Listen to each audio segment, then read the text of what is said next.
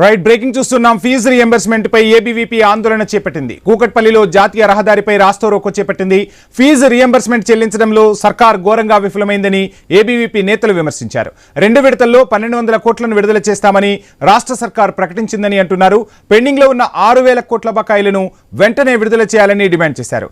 లేదంటే ఉద్యమాన్ని ఉధృతం చేస్తామని ప్రభుత్వాన్ని ఏబీవీపీ నేతలు హెచ్చరించారు.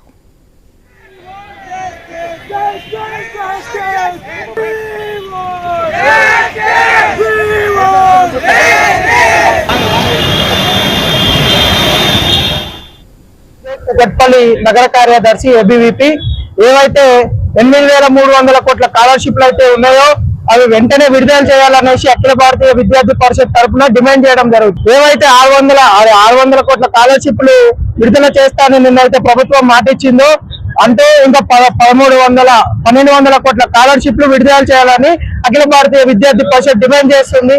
నా పేరు ధనంజయ్.